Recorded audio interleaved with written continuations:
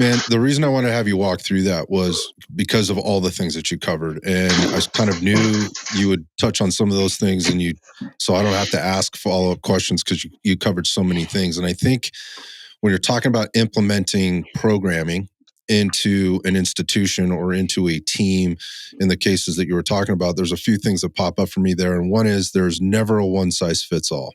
And unfortunately, in institutional law enforcement, it tends to be like that. Like, oh, this is the answer. Everybody needs to do this thing now, whether that's a policy, a procedure, something like even a piece of equipment. Everybody needs to carry this piece of equipment. Well, maybe that's not the best idea. Like maybe there's considerations here. And on the fitness side of things, obviously you have different athletes coming into it at different levels with different needs.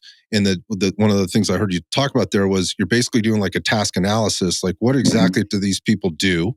What do they need? What's important? And how can I have the biggest impact on them for all of those things with the time I have to spend with them, which is generally very limited.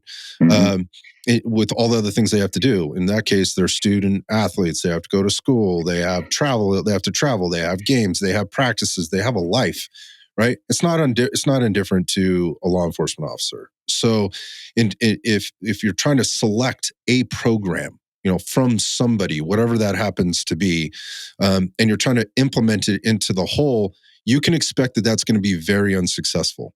It's just not going to work. Yeah. You just outlined that. You can't do that with everybody because you have all these very different ends of the spectrum and then everybody in the middle.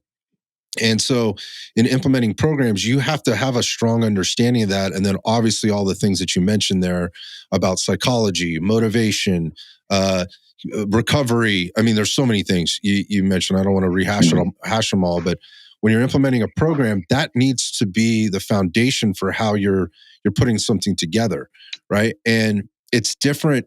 Again, fitness gets so oversimplified and at the same time so overcomplicated for so many reasons. And I think that's where people kind of get lost in it. And while there's some complexity to all of it, it doesn't have to be complicated. So I wonder about, like, if we had to walk through, like, how would you, let's say you had resources and not the world, not a blank checkbook, but the resources where you had a facility, you have 200 officers, as in your case, about 200 officers, and you were trying to give them some resources beyond just the facility. Because putting them in the facility or giving them a facility that's open to them and then giving them the time to work out there, that's part of it, right? But then there's like, now what do I do? How do I educate them? How do I keep them moving in the right direction? Do we give them goals? If we give them goals, what are they? I'm not saying tests. I'm saying, how do we evaluate kind of where they are, all the different groups, if you will, subcategories, and how do you give them pathways to go about doing that? And then what do we tell them they should be doing? That's a big undertaking, but there are people out there like yourself that understand all that stuff. There's probably people at a lot of agencies that do understand that at a higher level. And then there's obviously people on the outside that could come in and consult and help you with that stuff too. So you're looking at like fitness standards. The standard should be, you need to be fit. You need to work out. Like, you need to take care of yourself, right? If not for the job, for the rest of your, just for your life, right? And doing all the things that you do. But I guess the very specific question is how would you start that with an agency in terms of pulling a program together, at least the beginning stages of a program together, to get people going? And maybe we talk about the carrot and the stick piece. I don't know. I think that's less of it. I think it's more like, what could this look like? How would you provide programming and the right kind of programming to support a law enforcement officer wherever they are in their career, wherever they're coming to this with their health, fitness history, background, passion or no passion, all that kind of stuff. Like, what are some basic, like, mainstay foundational things you need to do? So something that just kind of jumped into my head when you were talking about like fitness standards, you're right. The fitness industry and everything, it's full of a lot of nonsense, and it's hard to filter through. So if I had to push or recommend a way to push, is maybe don't even call it fitness, but capability. What are you capable of? Are you capable of doing whatever the standard is? If you want to create a standard and enforce it, good luck. Like, it's probably not going to happen.